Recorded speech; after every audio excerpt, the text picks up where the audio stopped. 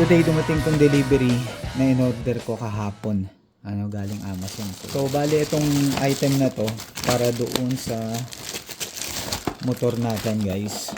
Telesin Universal Tube Clamp. So ito para sa action cam. Para mai-clamp natin yung action cam sa handlebar. Ito namang isa is para sa phone natin.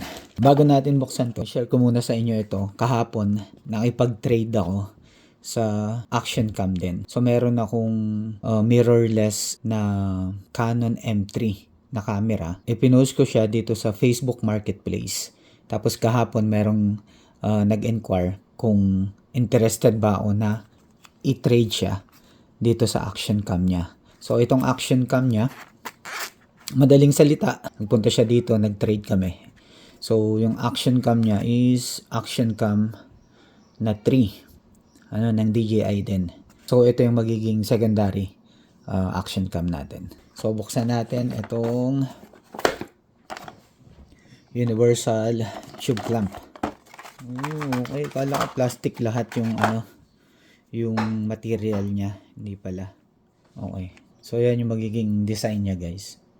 Okay, so kakailanganin natin itong magnetic clamp ng DJI mismo. Dito siya pupunta sa ibabaw. So pasok din siya, guys.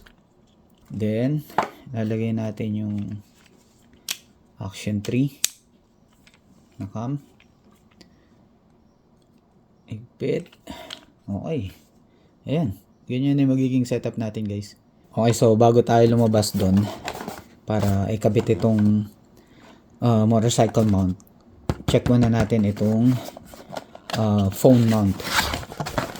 So ito yung clamp nya, ito yung sa phone mismo. Ayan, meron siyang quick release. Okay, so yan, guys, yan yung maganda sa DJI na action cam na mga bago, guys. Meron siyang screen sa harap. Ganun din naman sa GoPro, pero para sa akin kasi mas user-friendly siya. Mas nagustuhan ko talaga itong DJI. So itong Action 5 natin nakakabit dito sa neck mount natin. Tapos itong Action 3 naman natin nakakabit dito sa motorcycle mismo. So maganda din itong neck mount, guys. Actually kasama itong DJI na Action 3 na trade-in ko. Okay, ngayon na natanggal na natin, pwede na natin siya ikabit. Okay, so dito sa handlebar natin, hindi siya pwede dito, guys. Kasi naka-angle siya, tsaka malapad ito. So, okay, so dito natin siya ikakabit mismo sa side mirror. Tapos, ikot lang natin yan. And, okay na siya. Tapos, lagay natin yung phone. Boom! Tapos, may lock siya sa likod, guys. Para naka-steady siya na naka-clamp. Yan. Hindi naman siya tatama pagka iniliko-liko natin. So, okay. Tapos, pwede ka nang mag-map.